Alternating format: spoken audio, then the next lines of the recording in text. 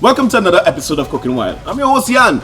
Today we are doing something completely different here at Cooking Wild, where we are going to do some flashbacks to all the previous episodes. Of course, this is the episode before the finale. The season is almost done. Listen, we're going to find out who is the Cooking Wild master. When I tell you from who is the best cook, the best hunter so far, we've gone on some tremendous journeys. I want to say big kudos to the hunters because you all open your camps to us and actually treating us like family and taking us on these journeys. Of course, there's always flies in the forest and mosquitoes, but it's really quite an experience and we are always grateful. And of course, we're looking at just opening it up to more hunters for next season. But today, we focus on today. We're talking about flashback, our greatest moments, and you all are going to get to meet the crew. Look them. My name is Junior Mills, Executive Producer at Cooking Wild. My name is Daniel Poods Mitchell, and I'm a cameraman on Cooking Wild. I'm Inilio Wizkid Bino. I'm the director for Cooking Wild. Cooking Wild is the brainchild of our executive producer, Junior Mills. I just kind of take the idea and bring it to life. The whole idea of going in the bush and hunting and then cooking what we hunted was part of Trinidad culture, and we always thought we thought we should bring that to the forefront as cool content. So yeah, that's exactly what we did. So that's the crew. And another one of our team members that isn't here, big up to Wendell Naipaul. We see you, you know the effort you're making. Stay good. When we come back, the crew is going to tell you a little bit about their experiences with Terry. Stay tuned. Hey, hey, hey, hey, hey.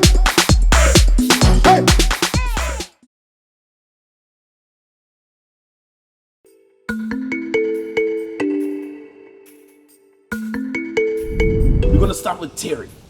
Terry was down in Maruga.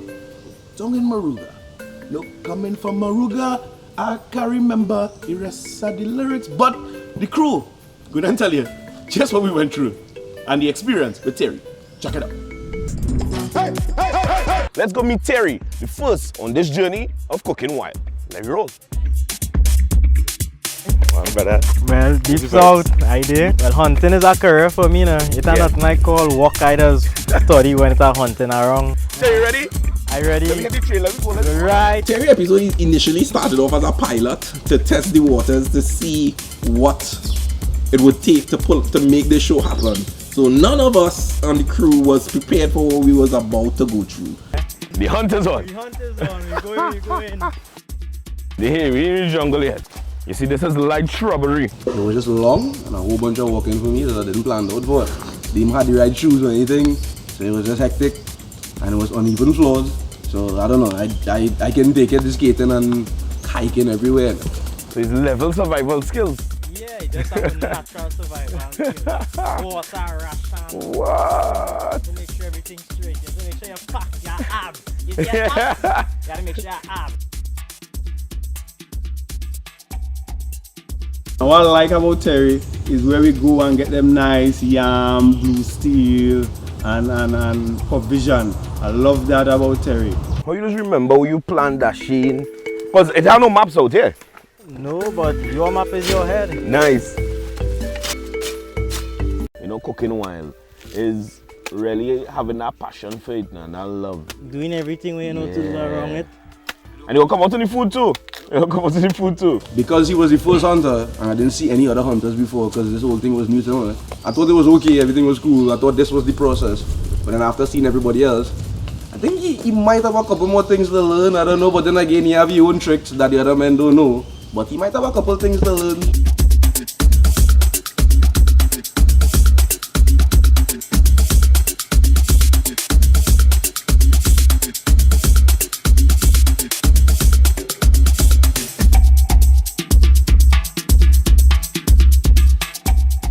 Don't be marking this, daddy. Don't be marking this.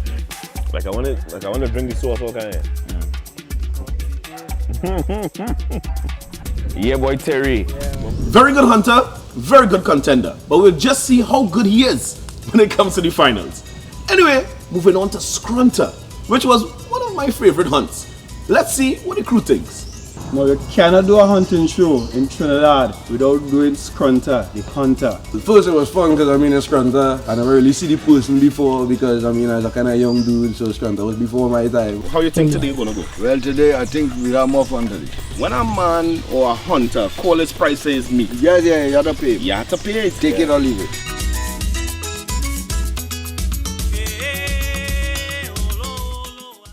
Look like action today.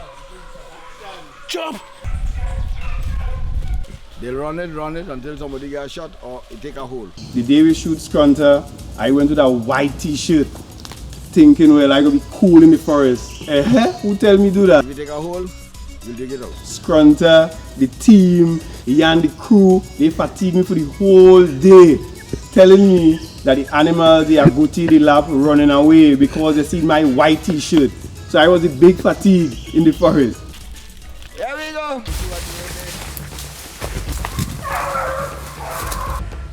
We probably get something here now. Some of them actually just do this as a job, so they like running down animals and things, so they good with that. Me, you know, I gotta leave and keep up with the man and them. So every time I run an animal down with the man and them, it's too much run for me. I had to stop, I had to take a 5, I had to take a breather, the man and making joke at me. So it's okay, because I now hunter. Yeah, nah, the next cameraman bun. But he bun out. Well, the dogs on them, once it's so far from them, try to hide on them. And I'll say I end up busting them one time. Right. Easy. To me, I find it's really mind blowing on how much luck and chance hunting is. Like you just walk in the bush and you just hope to catch something. Like you could literally be in there for hours and then come back out with nothing, or you could go in and come back out with a lot of game. Well, he was a cool dude. He kind of treated me like an uncle and thing for no reason. So, and I appreciate that. So it was cool working around him and working with him. So, Scrunter, when you see it, yeah, boy. What kind of action? Yeah, and next good thing, I tell you, that's the way them dogs operate. Yeah. Look the goodie.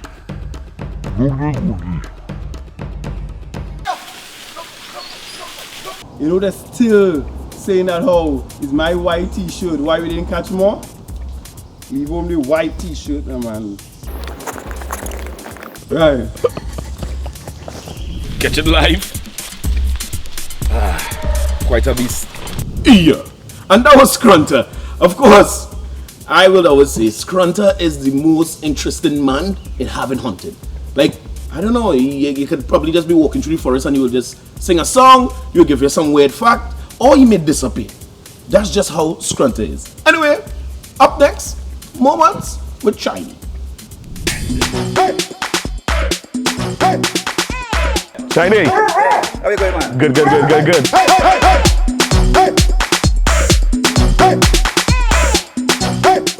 Now, when we were looking for hunters, we heard that Chinese is one of the best hunters in Trinidad. So we think we network, we found Chinese, and we were so happy going on that hunt with Chinese. When we reached, I mean, everybody was ready, it was good. It had a whole bunch of people there. I mean, I was like, yeah, this is supposed to be the best shoot so far, because they look like they're ready. They have all kind of equipment. I see they're putting trackers on the dogs and things. So it started off looking like real fun, so I was ready to have fun. Animal normally walk on track all the time. Okay. So it's almost the same part. Almost the same part. They know exactly where to run under pressure if dogs running them down. Yeah. They will try to keep on the track. A little while ago, the dogs was running an animal. We didn't see what it was, but our suspicion is a lap. Hunting with Chinese was cool because, I mean, we walked a lot. I mean, we walk a lot. You know, still more walking again, still more incline, I'm still skating. I have a boots now, I'm still skating. And well, we eventually find a lap and it was and a hole that we had to dig for more than 2-3 hours. We did just watching a man dig, hoping that he get it. Because he said it did, but to me taking alongside even if it really did. Chinese was the first time I ever saw somebody actually have to dig to pull a wild animal out. These holes go for miles, all different directions, all up into the roots of Sometimes trees. there's 2 and 3 holes. Yeah, well, I realized that because we came in this way, and then it turned this way, And it had 2 up there too. and then it going that way. You see them? Most hunters panic when they see a lap in a hole. And the first thing they try to do is to shoot it. You have it done? Wait, pull him. There we go. Watch out with it. Watch it. Whoa. They're really strong. See, all I see kind of tension this animal. Yeah. It was quite the experience. We had the lap cornered for about an hour and a half. If you have this, it's about 15 to 20 pounds, and it has some good weight. When they gave Jan the lap to carry back out of the jungle, I mean, Jan and all wasn't even prepared for that. Hunting is not the end of it. We had also towed the animal through the bush. Jeez and Lord. Feeling like if I can hit one of the cameramen, I'll jockey back here, boy. Lordy. Alright, so ready? Yeah. Let me get out it. I feel very flattered that Jan believe I weigh 30 pounds. So, yeah, thanks. And well, yeah, that was just long for me. That's the only thing for me. It was good, but it was long. It wasn't too much action like the rest of them. We didn't run down anything. They didn't have much like any kind of actual shooting or anything or whatever.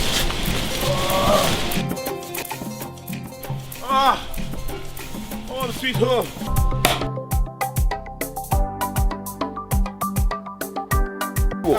Trimming. Yes, watch yourself. What are you telling yourself? It looks like a lucky day. What? This is the whole day it takes us to get this meal together. Yeah. This is the finished product here. So I hope it takes time. Yeah, man. Yeah, man. And that was Chiny. Chiny, amazing hunter, very good cook. And of course, we're going to see how he's going to represent in the finals.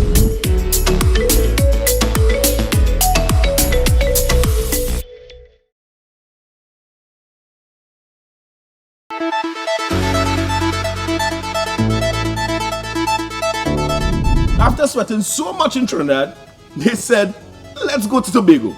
Let's check out memorable moments with Ozzy.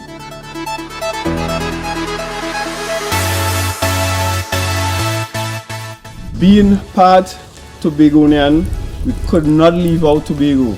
So when we did the hunt in Tobago and we hooked up with Ozzy, that was also phenomenal. And he's a man, apparently, you roll it with cutlass only. How are you going, Ozzy? Where's the vibe? Wrong hand, right here, right here. You can cook?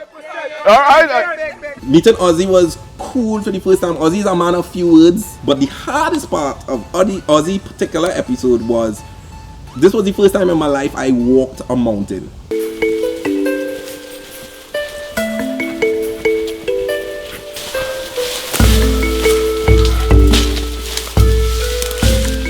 Scaling down a hill to go back up a hill. Boy, Ozzy introduced me to my first mountain to curl, to climb, to slide on, to everything on it. For my first mountain. So when you watch outside and you see a mountain, just imagine a man was in the middle of it with a camera trying to walk up looking for animals. Yeah, that was we. We was doing that. So we're trying to keep up with Ozzy. Ozzy, it's space. If you look beyond me, that's the sea. I think it's Palo Tuve. Yes, youth man. Hey, what's your wall, eh? You're pushing the tree.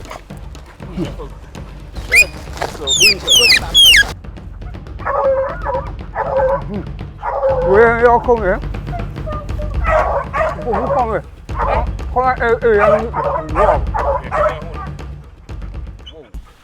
Time to roast.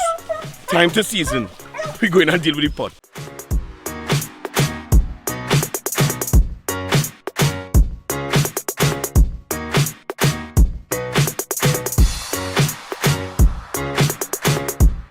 Only taking in this plate, cooking while only taking in this plate. All bongs Ozzy. I tell you, Ozzy, skills. Because I ain't lying. Without any guns and that one cutlass that broke into about 5 pieces, he still managed to get it goatee. But from one Tobagonian to the other, let's check out memorable moments with Sharp. Sharp.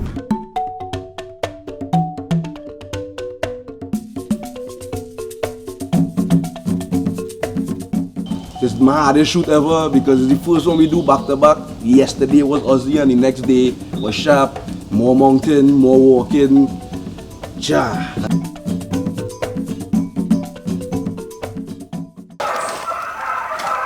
So one of my memorable moments from Sharp episode, to me, is his dogs. I ain't going to name no names, but one of the hunters' dogs ran into the forest and he got done back like a week later. But I know sharp dogs know about that life. I have a particular dog there. Not everybody fortunate to have such luck. Right. Once them dog and them hold on the goatee, Yeah. he does take it, put his foot on it and call until I come and he back off. What? What kind of Batman dog is this? These men enjoying this, you know, like they don't mind. They want to run and we actually keeping them back, you know, with all the equipment and all the slow moving and thing. I don't understand how they're doing this. So now, day 2, we hunt. One day, no rest. We end on hunt the following day. Sharp, up, down, in and out. That forest was dense.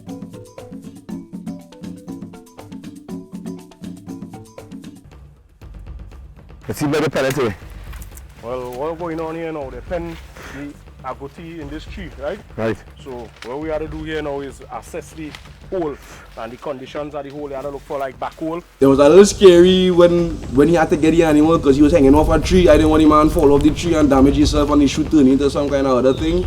I was like that. All in my mind, I was like, all this man going through for this one thing, we could look somewhere else for the next one, and then you have to go through all that. So on top there, it have a hole. The tree have a crack up there. Yeah. So I will have to cork that also because the agouti could jump out there. What? And go. I'm in the tree to plug a hole. They can't get realer than this. This was a very impressive feat for us to shoot and for Sharp to pull out this goatee from, because this is the cliff and then the tree is growing out this way and then Sharp has to go in the tree to get the goatee.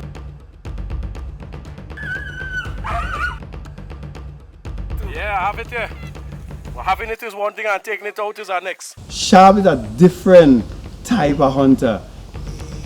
Between Sharp and Shiny, neck to neck.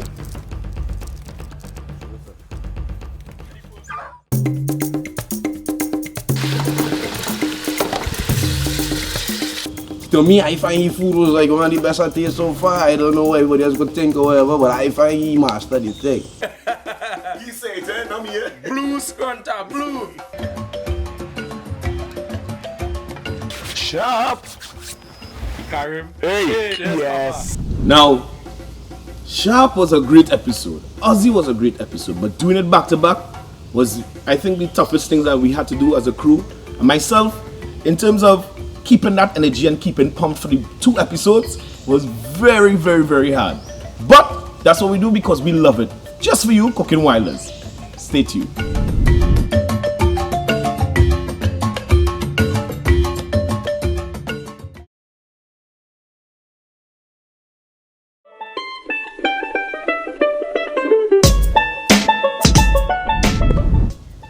Welcome back. Yeah, you thought you was going to get a quick fact. No! This episode is all about memorable moments here on Cooking Wild. Of course, it comes from the crew. Behind the scenes, the men who doing the job. You know, the people you're not seeing. Who's skating down the hill, who with camera in hand, who just tired, just fed up of the day. But let's go and see what they had to say about Mustafa. Jan. One brother. I mean, this is different. We've been on land, we hunting in the forest. How different is today going to be? They have the whole underwater wild at your disposal. I get a phone call, you have a next wild meat cooking episode to do, but this time it's not in the bush. I don't know what I mean when I reach out here. We be going and do something called a spear fishing thing or whatever. I didn't even know that was a thing. I mean, I hear it before, but I didn't know that's how it was. I mean, men going on with a gun, they're shooting the fish and thing. I mean, it was cool. Doing Mustak episode wasn't nothing new to me. My father is a fisherman, so I've been on the sea and we've caught fish before. But as a director, I was particularly worried about the whole luck and chance of what we will catch.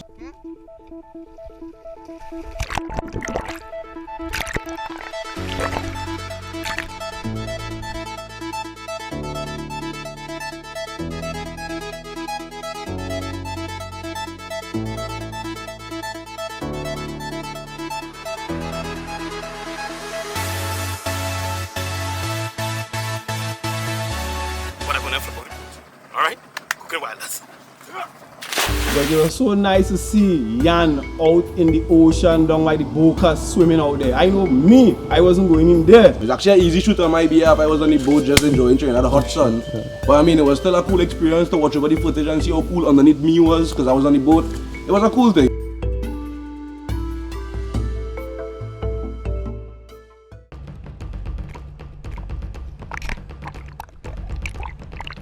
doing Mustafa episode was really interesting in that aspect of what we're going and catch today. And then the whole plus side of they're doing it free diving without the tank. I mean, going 10 to 15 feet underwater on one breath of air with a spear gun. I mean, I even asked him, I was like, so if you're down there and a shark come, what are you going to do? And he was like, hey, shoot it. And I'm particularly glad for our crew's luck in catching this big fish for your viewers home, because I mean it was this close to being a whole bunch of little fish for the episode. Yes. Mustafa food is a kind of different. When you watch it, cabbage is pretty. When you watch it, Mustafa pot. I wish your viewers could have been there. It's a different type of cooking. Before I go on to Mustafa food, he had made something like a raw fish chow called ceviche. I can't remember the contents. It was raw fish, some salt, some black pepper. Yeah, let everything come together. How long does it take? About an hour, 2 hours. You can eat it now if you want.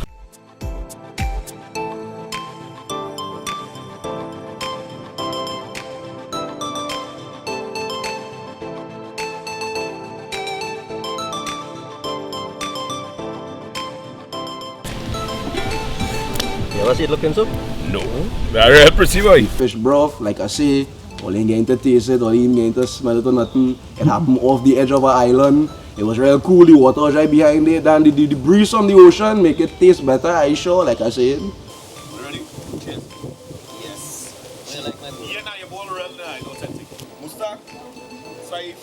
So that was their thoughts on Mustafa. Now my experience with Mustafa was kind of different, because as a host I said, you know what, let me go and try what they're doing, and I had to hold on to this inflatable life raft thing, and it was so difficult. And that is another thing that, you know, I just wanted to tell people out there what it is. It's very, very difficult to do what these hunters do, especially when, you know, you just see meat, you just see wild meat, you just see fish, you see certain things, and you don't take time to appreciate it. And that's the purpose of Cooking Wild, to literally bring a real life experience of going and hunt, learning the right ways to hunt, the right ways to do things, and to literally bring their experiences to you. I want to give an extra big up to the crew, because we do this with a very small crew, unscripted, and of course we have a lot of fun.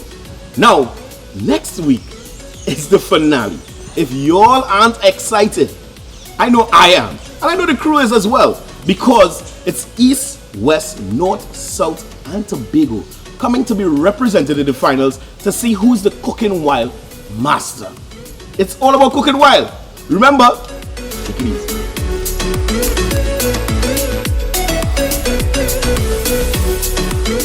And today we have 6 contestants here who are going to vie for the $10,000 prize. So what we're doing there is a curry student. And we have curry there here now. I'm a little daughter is my assistant cook.